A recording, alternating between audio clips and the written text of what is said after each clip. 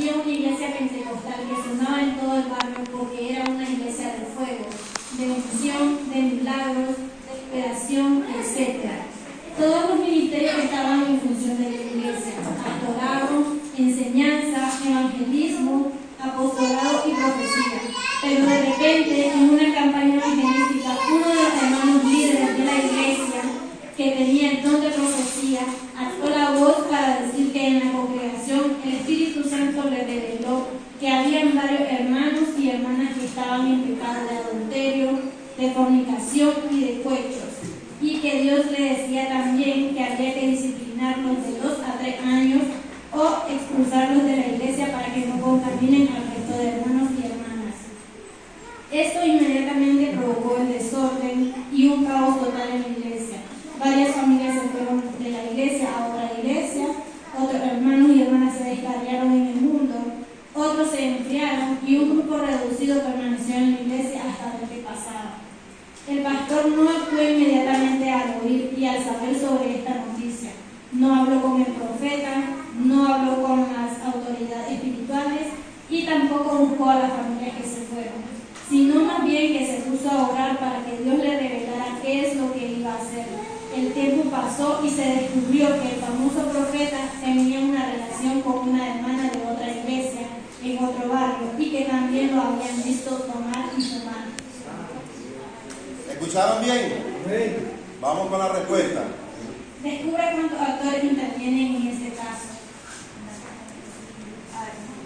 Ahí tenemos que interviene el pastor como número 1. Número 2, los líderes. Número 3, los hermanos de la iglesia. Número 4, el profeta. Y número 5, la hermana. O sea, el profeta que está en pecado y la hermana que está en pecado. Mencione cuántos errores se cometieron en este caso. Tenemos que en los errores, número 1, el haber hecho público la falta de los hermanos.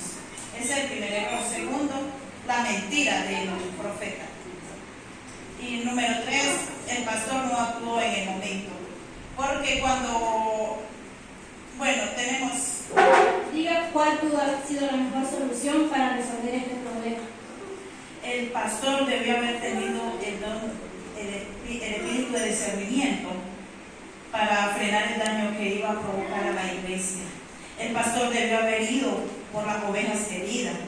El pastor sabio no pone a cualquiera a predicar, y menos cuando hay un culto evangelístico, cuando hay visita, porque con el caso que se dio, esas almas se pudieron perder y no se salvaron.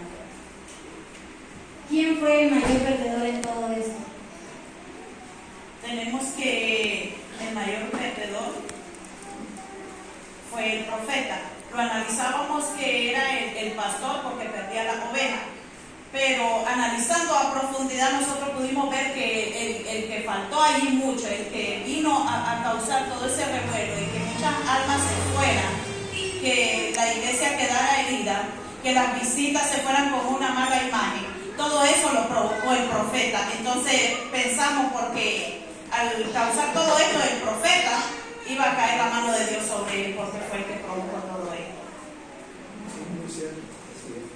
Diga y explique cuáles dones espirituales se pusieron en práctica o cuáles dones espirituales pudieron haberse puesto en práctica para resolver esta situación.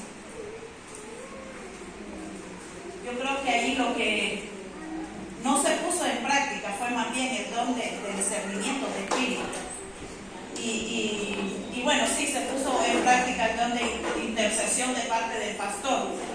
No sé cómo lo ven ustedes. Él lo único que hizo fue doblar rodillas, dar tiempo, dejó pasar el tiempo, no visitó, él no fue a buscar las ovejas.